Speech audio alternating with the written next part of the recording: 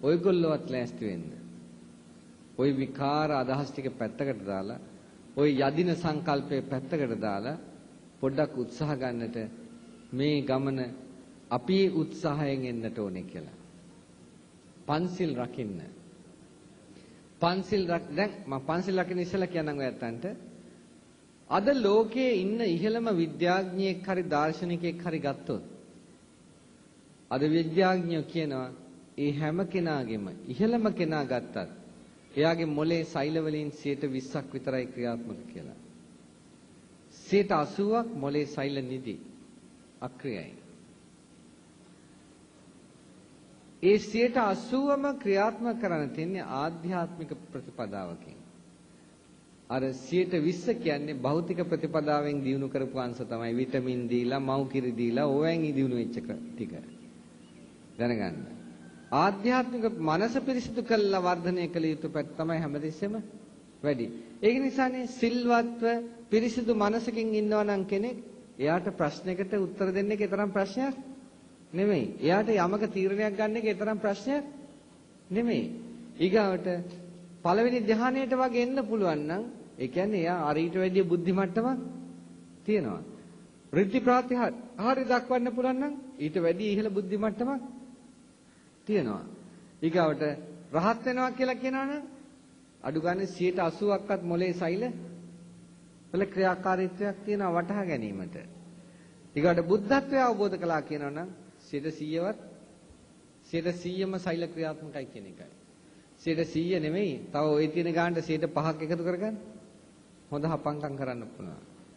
අන්න පන්සිල් රැකීමෙන් ඒක සිද්ධ වෙන්නේ. පන්සිල් රකින්නකොට. ඔන්න මම පොඩි උදාහරණයකින් පෙන්නන්නම්. මදුරුවෙක් විදිනවා. මදුරුවා විදිනකොට තරහ යනවා නේද? තරහ ගිය ගමන් ගහනවා නේද? හැමෝම ගහනවද? ගහන්න නැති කට්ටියකුත් ඉන්නවා. සමහරව එළවනවා. කවදාවත් සතෙක් මරන්නේ නැහැ. නමුත් වැඩි දෙනෙක් ගහනවා මදුරුවට. දෙවෙනි මදුරුවට ගහන්නේ පළවෙනි මදුරුවට ගහපු තරමේ වේගයෙන්ද? නෑ. අඩුයිද වැඩිද? වැඩි. තුන්වෙනි මදුරුවට ඊටත් වැඩි. හොඳයි දැන් මේක කිව්වා. වෙන්නේ කොහොමද කියලා දන්නවද? වෙන්නේ කොහොමද කියලා දන්නවද? මෙන්න වෙන විදිහ දැනගන්න. තරහ ගිය ගමන් වෙන්නේ හෝමෝන්ස් ක්‍රියාවලියට බලපානවා. ග්‍රන්ථීන්ගෙන් ස්‍රාවය වෙන හෝමෝන්ස් එතකොට තරහත් එක්කලා සම්බන්ධයි ආවේගශීලී හෝමෝන්ස් ධාරාවක් ලේට සම්බන්ධ වෙනවා. ලේ ධාතුවත් එක්කලා කෙලින්ම මොලේ සෛලවලටයි ඒ ලේ ලබා දෙන්නේ. එවැනි ආවේගශීලී හෝමෝන්ස් ධාරාවක් එක්කලා මොලේ සෛලවලට ලේ ලැබෙනකොට ඒ අනුව තමයි මොලේ ක්‍රියාකාරීත්වය ඇති වෙන්නේ. ඒ ක්‍රියාකාරීත්වය වලින් එන සංඥාව තමයි එල්ල කරන්නේ. තව දිගටත් ඒ හෝමෝන්ස් ධාරාව වැඩිනවා නම් ඒ ක්‍රියාකාරීත්වය තව තීව්‍ර වෙනවා. තීව්‍ර වෙනකොට ඊළඟ පහර ඊට වැඩිය වැඩි වෙනවා. මොකද සිද්ධ වුනේ? මුළු ශරීරෙටම බලපෑව නෙමෙයිද? දැන් මං සත්තු මරන්නේ නැහැ කියලා තීරණයක් අරගෙන ඉන්නවා. දැන් මදුරුවා විදිනවා. විදිනකොට වේදනාවක් ආවත් එයාට තරහ යන්නේ නැහැ. එයා මෙහෙම කළා මදුරුවා එළවනවා. මොකද්ද? අදිෂ්ඨානය බලපානවා. එතකොට ඒ අදිෂ්ඨානය ඔස්සේ තමයි හෝමෝන්ස් ක්‍රියාවලිය ඊගාවට ක්‍රියාත්මක වෙන්නේ. ඒ අදිෂ්ඨානයෙන් ශක්තිමත් වෙච්ච හෝමෝන්ස් ධාරාව තමයි ලේ වලට සම්බන්ධ වෙලා මොලේට ලැබෙන්නේ. එතකොට මොලේට ලැබෙන සංඥාව මොලෙන් ලැබෙන සංඥාව ඊට අනුරූපයි. ඒ සංඥාව හේතු කොටගෙන එයා ඊළඟ මදුරුවෙක් ඇහුවත් එයාවත් එළවනවා. මදුරුව කොච්චර වැහුවත් ඔළුව වටේ හිටියත් එයා මෙහෙම කර කර ඒවා එළවනවා මිසක් එක මදුරුවෙක්වත් මරන්නේ නැහැ. අදිෂ්ඨානය ඔස්සේ වන ක්‍රියාවලිය. දැන් සත්තු මරන්නේ නැහැ. සත්තු මරන්නේ නැත්නම් මෛත්‍රී කරුණා සිතිවිලි වැඩෙනකොට සත්තු මරන්නේ නැහැ. මෙත්තා කරුණා සිතිවිලි වැඩෙනවා. හැමතිස්සෙම එපා කියන එක විතරක් නෙමෙයි තව කරන්න කියන පැත්තකුත් තියෙන බව අමතක කරන්න එපා. දැන් අපි ගන්නේ සත්තු මරන්න එපා, හොරකම් කරන්න එපා, කාම මිත්‍යාචාරය එපා කියලායි අපි කියන්නේ. නමුත් බුදුහාඳුර කියන්නේ සත්තු මරන්න එපා. පානාති පාතා පටිවිරතෝ හෝති.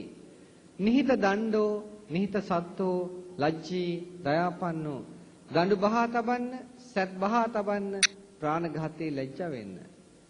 දඬු බහා තබන්න කියන්නේ පොළොමුගුරු අයින් කරන්න. අවියාවිද අයින් කරන්න. ලැජ්ජී ඒවා තබා ගැනීමෙන් ලැජ්ජ වෙන්න. දැන් බලන්න පළවෙනි සිල්පදයේ සමාදන් වෙනකොට බෞද්ධ ප්‍රතිපදාවේ පොළු මුගුරු අයින් කළා ඒවා දැරීමෙන් ලැජ්ජ වෙන්න කියනවා. ඔයගොල්ලෝ බුදුහාමුදුරන්ගේ දෙපැත්තේ තියාගෙන ඉන්න දෙයියෝ දෙන්නගේ අත්වල මොනවද තියෙන්නේ? මොනවද තියෙන්නේ?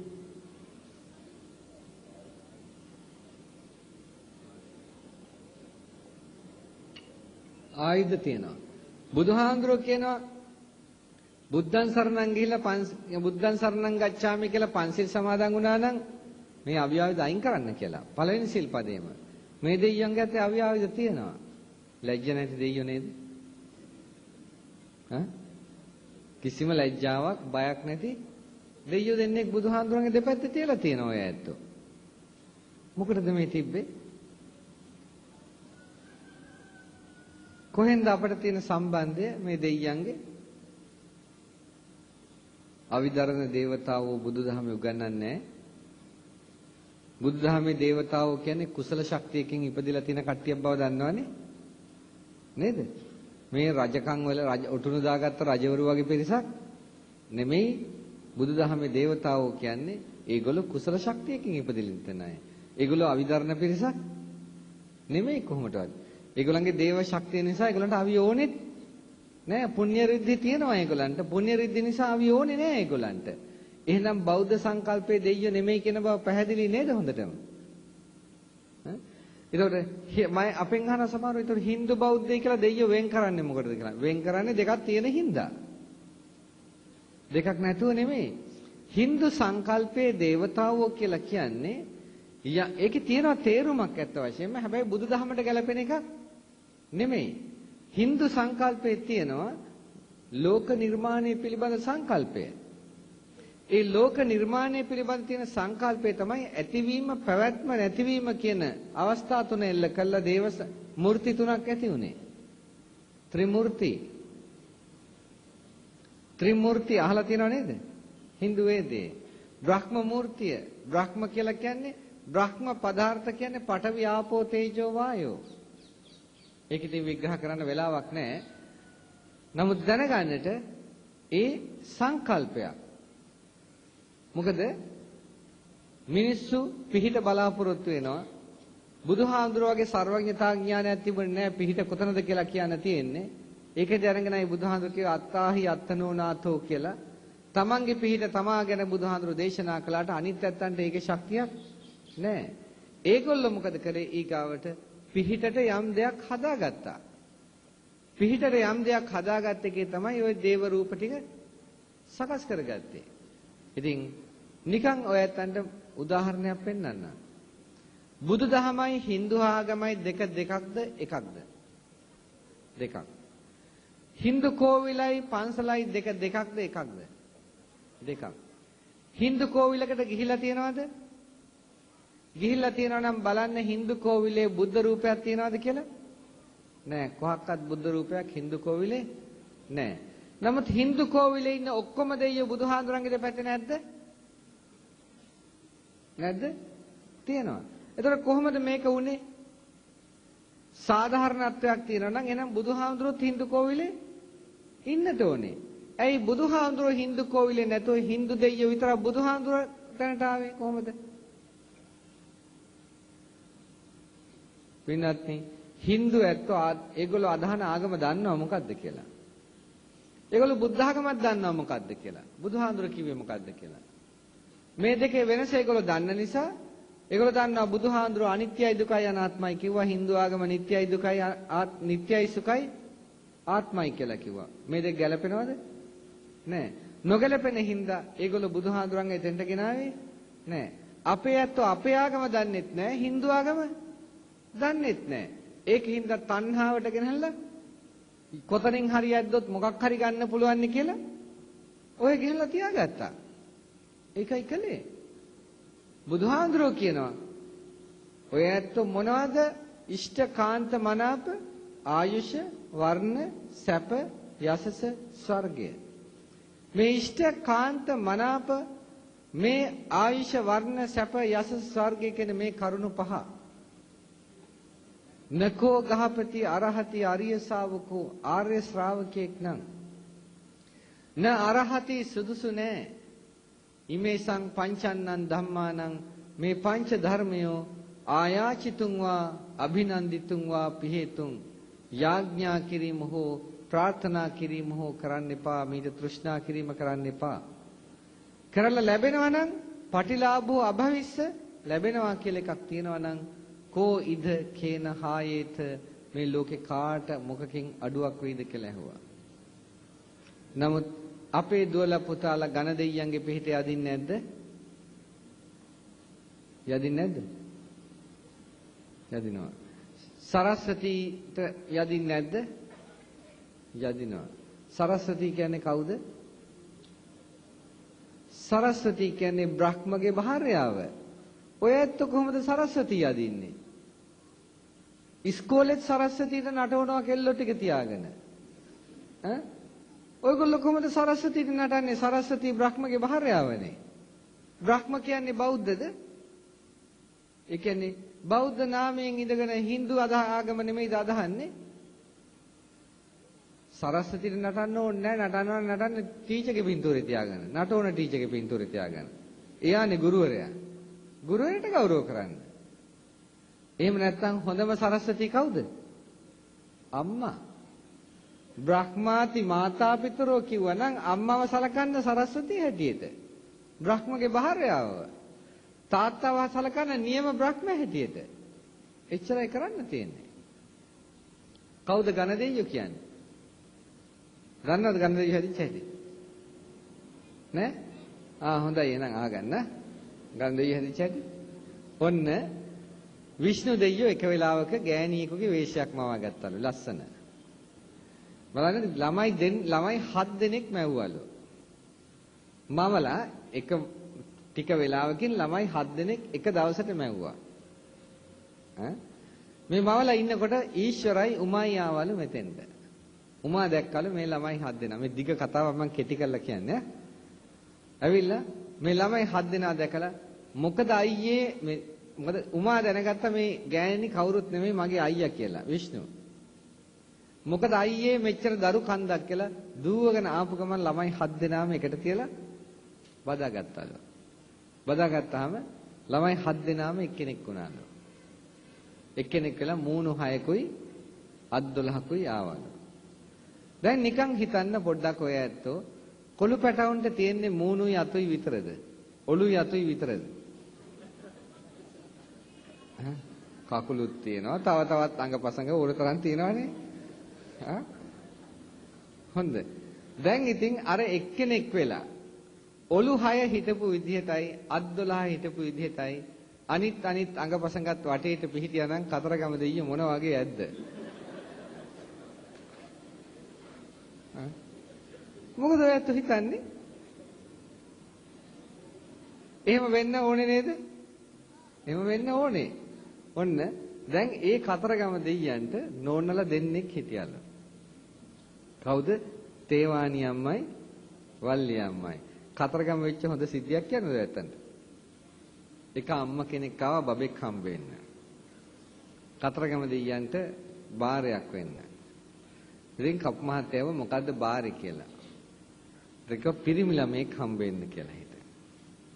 ඉතින් ඇහුවා දැන් කතරගම දෙයිය මේ කප් මහත්තයා ඇහුවා දැන් ළමයා හම්බෙන්න තව කොච්චර කල් තියෙනවද කියලා. එතකොට කිව්වා සුමාන 2ක් තියෙනවා කියලා. දැන් ළමයා හම්බෙන්න සුමාන 2යි කතරගම දෙයියන්ට කියනවා පිරිමි ළමෙක් ඕනේ කියලා. එතකොට දැන් හදිස්සියේ ගෑනු ළමෙක් නම් ඉන්නේ. ඒ කියන්නේ කතරගම දෙයියන්ට කියනවා ඒ ළමයා ඇදලා දාලා පිරිමි ළමෙක් ඇතුළට දාන්න කියලා. ඒකනේ කියන්නේ. ඉතින් අර කප් මහත්තයා බයිනවා කියලා මේ අනේ මේ වගේ මෝඩ ගෑනු ඉන්නවද? මං අලු ඔළුවේ විතරක් නෙමෙයි කටෙත් ඉලුවයි කිව්වාලු. කටෙත් ඉලුවයි කිව්වා. හදිස්සියවත් අර අම්මට පිරිමි ළමෙක් හම්බුණා නම් යම් විදියකින් ඒ පිරිමි ළමයා කාගේද එතකොට? කතරගම දෙයියන්ගේ තමයි එතකොට. දැන් මේ කතරගම දෙයියට කියලානේ ආවේ පිරිමි ළමෙක් ඕනේ කියලා. හරි බලන්න මෙහෙමත් ඕල්මාද කාර්යය ඉන්නවද කියලා. දැන් සමහර උපාසකම්මලා ඉන්නවා දැන් මහත්යට ඔන්න වෙන ගෑනු කෙනෙක් ඇහැ ගහනවා කියලා දැනගත්තාම නෝනලා බයි දුවනවා දේවාලෙට. ගිහලා අනිල් ලොකු පූජාවට්ටියක් හදාගෙන කතරගම දෙයියන්ට කන ලව් කරනවා. අනේ දෙයියනේ මගේ මහත්යව බේරලා දෙන්න අර ගෑණිගෙන් අර හැතිරිය මගේ මිනිහා නැති කරන්න හදනවා කියාම කියනවා නේද? කියන්නේ නැද්ද?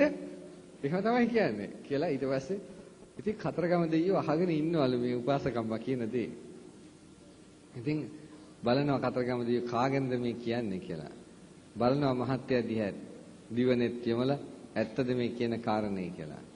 හැබැයි බලනකොට දකින්න ඇත්ත තමයි ටිකක් ඇහැට කනට පේන නොවුන කෙනෙක්ව තමයි මේ මහත්ය අල්ලගෙන අල්ලන්න යන්න හදන්නේ කියලා ඒකම කතරගම දෙයියන්ට මතක් වෙනවා. ඉතින් දෙයියනේ ඉතින් මොකද්ද ඔක් කරගත්තට මාත් ඒ වගේ කෙනෙක් නේ මොකද ඔය තරම් ප්‍රශ්නයක් තියෙන්නේ කියලා.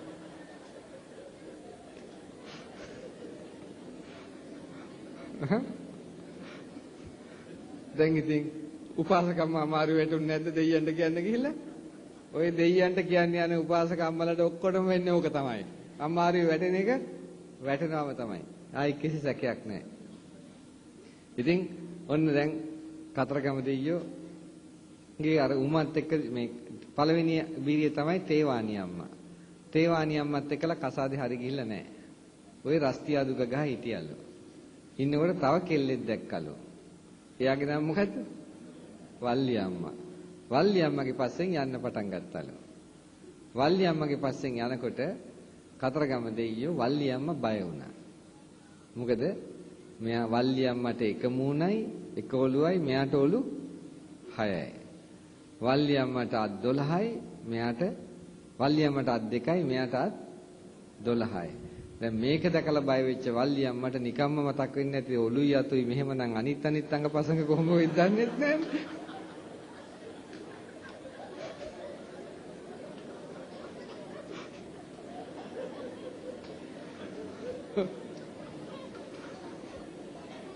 ඉතින්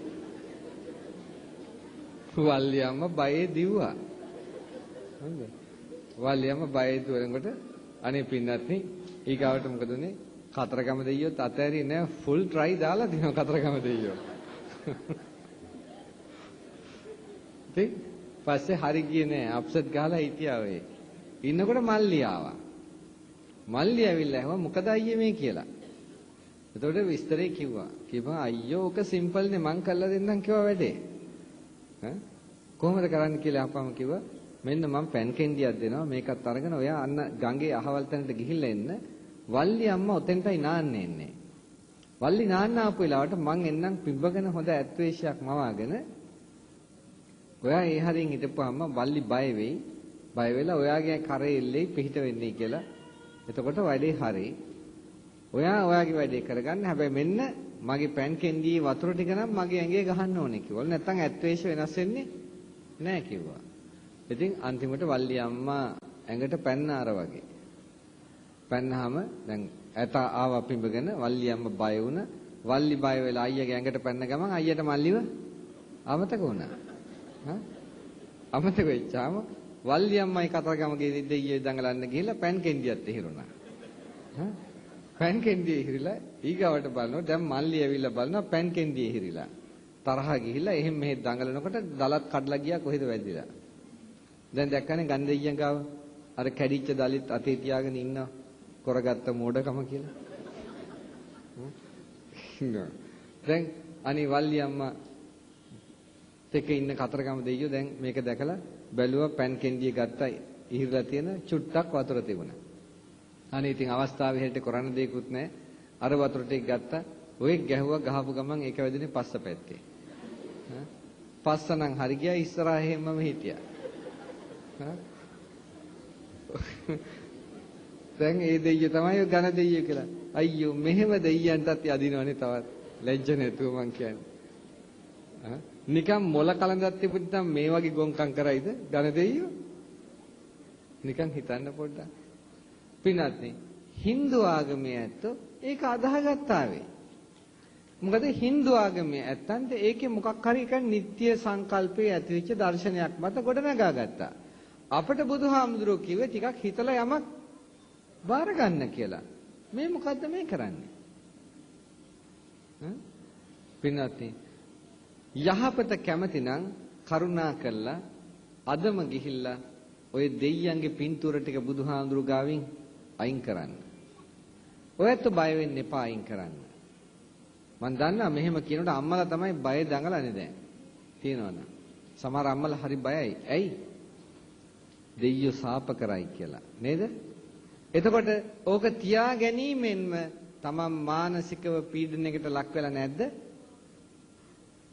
තියාගත්ත වෙලාවෙ ඉඳන් බය නෙමෙයිද ඔය ඇත්තන්ගේ හිතේ තියෙන්නේ? බුදුදහමේ එහෙම වෙන්න හේතුවක් නෑ. අයින් කරන්න කියනකොට බය දඟලනවා නම් දෙයියෝ සාප කරයි කියලා එහෙනම් දෙයියෙක් වෙන්න පුළුවන් කමක් නෑ. ඔයත් කිසි බයක් වෙන්න එපා. ඔයත් අයින් කරන්න මේක. අයින් කරන්න බය නම් මම ඔයත්න්ට උදව් කරන්නම් ඔයගොල්ලන්ගේ යහපත පිණිස. මේ කියන්නේ වගකීමක් ඇතුවයි සෙල්ලමට කියනව නෙමෙයි. ඔයගොල්ලන්ගේ හිනස්සන්න කියනවත් නෙමෙයි මේ වගකීමක් ඇතුවයි කියන්නේ. ඔයත් වහාම ගිහිල්ලා ওই දෙයියන්ට කියන්න මෙන්න මේ කළුබෝවිල බුද්ධඝෝෂ විද්‍යාලයේදී ගංගොඩිල සෝම කියන හාමුදුරු කෙනෙක් ඇවිල්ලා දෙයියනේ අද බණක් කිව්වා කියලා අපිට කිව්වා ওই දෙයියෝ තියා ගැනීමෙන්ම අපේ ඇති වෙන්නේ හැමතිස්සෙම තණ්හාව කියලා. ඇත්තයි දෙයියනේ ඉතින් අපි මේක තියාගෙන ඉන්නේ හැමතිස්සෙම අපි මොකක් හරි ඉල්ලන්නනේ නැද්ද? ඉල්ලන්නද තියාගෙන ඉන්නේ නැද්ද? ඉල්ලන්න. මොකක් හරි ඉල්ලන්නනේ. ඉතින් අපේ තණ්හා වැඩෙන එක ඉතින් ඇත්ත තමයි. ඉතින් තණ්හා වැඩිච්චාම හොඳට පැහැදිලි කරලා දුන්න අපායට තමයි යන්නේ කියලාත් අපායට යන බවත් කිව්වා. අනේ දෙයියනේ අපි නම් අපායට යන්න කැමැත්තක් නැහැ. ඒකින්ද හාමුදුරුවෝ කිව්වා අපායට යන හින්දා ඔය අයින් කරන්න කියලා. ඉතින් අයින් කරන්න සිද්ධ වෙනවා. හැබැයි යම් විදියකින් දෙයියෝ අපිව මේ දෙයියෝ දැනගන්න අපිව මුලා වෙලා තියෙනවා නම් යම් විදියකින් ඒ අපිව මුලා කළේ වෙන කවුරුත් නෙමෙයි. අපිව මුලා කළේ කවුද? ගංගොඩවිල සෝමහාමුදුරුවෝ. ඒකින්ද දෙයියෝ උදහස් වෙලා යම් කිසික අපට දඬුවමක් එහෙම කරන්න බලාපොරොත්තු වෙනවා නම් අනේ ඒ දඬුවමෙන් අපිව නිදහස් කරන්න. මොකද මේ අපිව සම්පූර්ණයෙන් නමගේ ඇව්වේ වෙන කවුරුත් නෙමෙයි ගංගොඩවිල සෝමහාමුදුරුවෝ. ඒ නිසා දෙයියෝ දෙන දඬුවමක් තියෙනවා නම් අන්න සෝමහාමුදුරුවෝ කියනවා ඒ දඬුවම සෝමහාමුදුරන්ට දෙන්න ඒක ලෑස්තියි කියලා. ඔය දෙයියනේ දෙන්න තියෙන දඬුවමක් තියෙනවා නම් සෝමහාමුදුරන්ටම ගිහිලා දෙන්න අපිව බේරලා කියලා කියන්නේ දෙයියන්ට. කිසි ප්‍රශ්නයක් නැහැ. මං ලෑස්ති දෙයියන්ගේ දඬුවම බාර ගන්න. ඉතින් මං ඕක කියපුවාම ගිය ජනවාරි 1 වෙනිදා ඒක පුතේ අම්මට ගිහිල්ලා කියලා අම්මේ සෝමහාඳුර කිව්වා අද බනට සෝමහාඳුරන්ගේ ඇපේට තියලා අයින් කරන්නයි කියලා ගෙදර අවුරුදු 20ක් තීච්ච ඊශ්වර පින්තූරය අරගෙන වීසි කළා. අම්මා දැන් බයේ අඬනවලු කෑ ගහනවලු අම්මා ගෙදර. ඊගාවට දැන් ඒ ළමයාගේ අක්කත් ඇවිල්ලා දඟලනවලු. පස්සේ අක්කා මට ටෙලිෆෝන් කරා. ටෙලිෆෝන් කළා කිව්වා හාමුදුරනේ මල්ලි හාමුදුරුවෝ ඇපේට තියන්නේ කියලා මෙන්න මේක වීසි කළා අපේ ගෙදර මේක අවුරුදු 20ක් විතර තීච්ච එකක්. මේ අම්මා දැන් බයේ අම්මා දැන් අඬනවා මොකද මේකට කරන්නේ කියලා. මං කිව්වා මොකටද අඬන්නේ? දැන් මල්ලි ඒක වීසි කරේ මාව ඇපේට තියලානේ. ඉතින් මං ඉන්නවා ඇපේට. කලබල වෙන්න එපා. මං ඉන්නවා ඇපේට.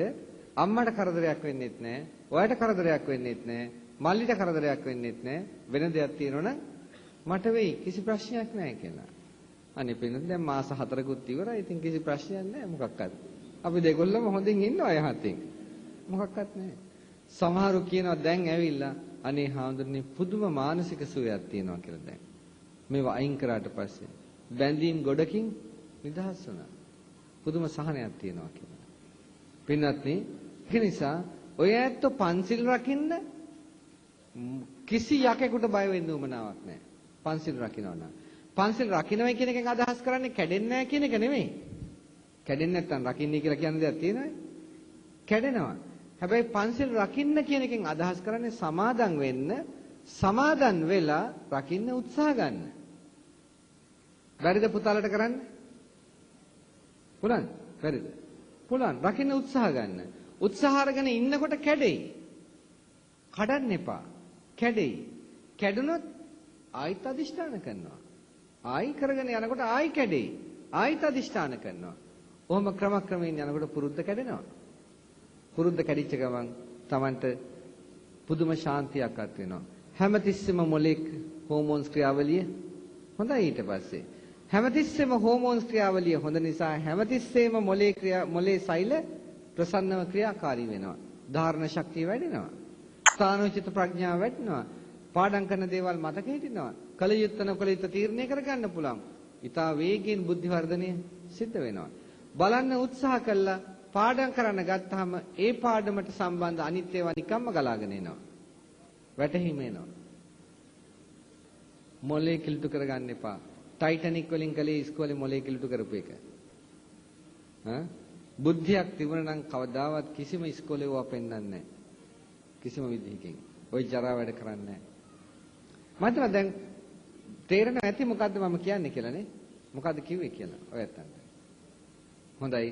මේ බුදුමග විතරයි ඔයත් අන්න තියෙන්නේ. වෙන මගක් ඔයත් අන්න නැහැ. නත්ති මේ සරණං අඤ්ඤං බුද්ධෝ මේ සරණං වරං කියලා මේ මග පිහිටන්නට. ඒ පිහිටීමෙන් ඒකාන්තයෙන්ම ඔයත් අන්න දෙලොව ශාන්තිය සැලසෙනවා. දැන් නම් මට දානෙට යන්නත් තියෙනවා ඉක්මනින්. ඉතින් ඒ නිසා මෙතනින් ධර්ම දේශනාව අවසන් කරනවා. අද ධර්ම ශ්‍රවණය කිරීමෙන් මේ රැස් කරගත්තා වූ සියලු කුසල ශක්තියින් පරලෝසප ඥාතීන් වේද අනුමෝදන සූපත් වෙත්වා කියලා හිතාගෙන ඥාතීන්ට පින් දෙන්න සාදුකාරයක් දෙන්නට. ඒ වගේම ස්ථානාදිග්‍රති ඉෂ දේවතාදී දේව සමූහයා වේද මේ පින් අනුමෝදන්න දෙවියෝ ප්‍රාර්ථනීය සැපයටපත් වෙත්වා අපට ආශිර්වාද සලසා දෙත්වා. මේ කිව්වේ අර දෙයියෝ නෙමෙයි මේ කිව්වේ අපේ බෞද්ධ සංකල්පයේ ඉන්න දේවතාවන් ගැන කිව්වා. ඒ දේවතාවෝ ගැනයි. නිවන් අරමුණු කරලා ඉන්න දේවතාවෝ. ඒ ඇත්තන් මේ පින් අනුමෝදන්න සුවපත් වෙත්වා ප්‍රාර්ථනීය සැපයටපත් වෙත්වා කියලා සාදු කියලා දෙවියන්ටත් පින් දෙනවා. හැම දිනකටම මේ රැස් කරගත්තා කුසල ධර්මයේ මහිමෙන් පරම ශාන්තිය වූ නිර්වාණ සුවේද වේවා කියලා සාදු කියලා ප්‍රාර්ථනා කරනවා.